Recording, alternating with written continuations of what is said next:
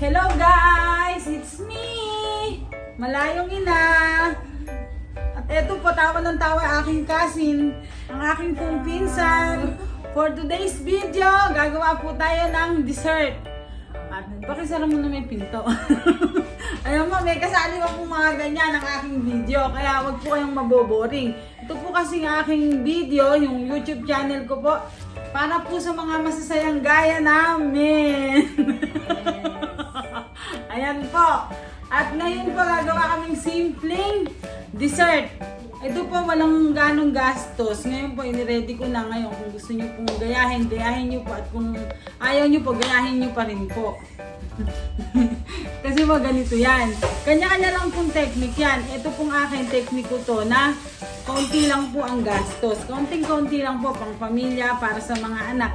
Ganun lang po. Today po, ito pong pinsan ko, pumunta po dito sa bahay. Tamang-tama, meron po ako sa kanyang ipakakain.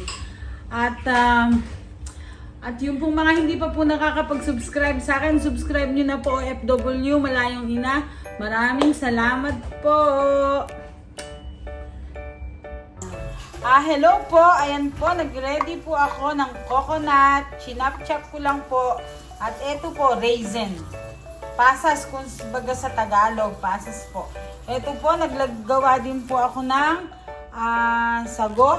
Hindi ko po alam kung ano English niyan, mga guys. Hindi ko po alam. At saka po gumawa din po ako ng gulaman. Ginawa ko po yan, buko pandan po na gulaman. Ayan po yung kulay green. Tapos lalagyan ko po siya ng, ayan po, Nestle cream. At saka lang po, condensed milk. Ayan po, pagsasama-samahin ko lang yan, guys.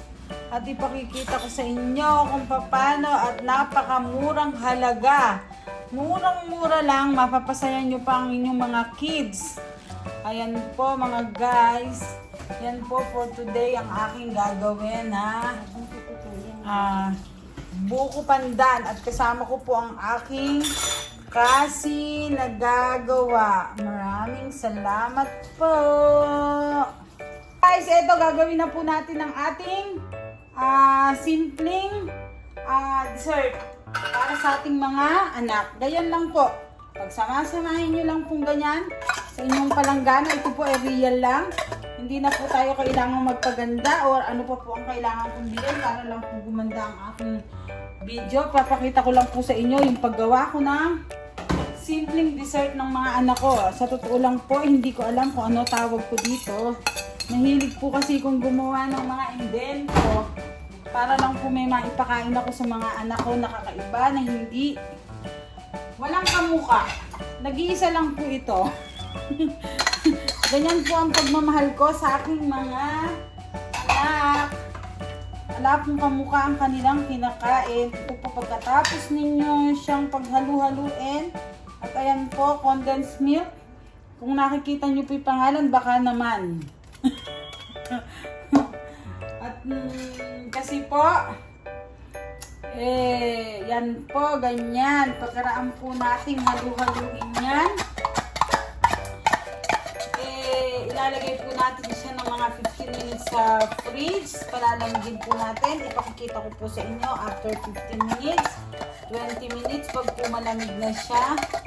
Ayan po, napakasimple lang po at napakasarap at napakamura. Pangmasa lang po ito para sa mga kagaya kong mahirap. Yung po mga nanay dyan na gustong igawa yung mga anak nyo ng simpleng dessert. Ayan po, maganda pa po ang kinalabasan ng kulay. Mukhang napakasarap-sarap, yummy po.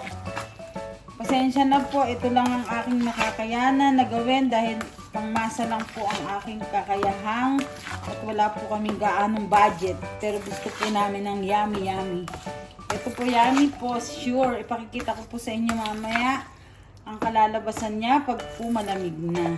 Thank you po. Hello guys, ayan na po ang nakatapusan ng aking dessert. Sana po nagustuhan nyo ang ating simpleng dessert. Ayan po, yummy po yan.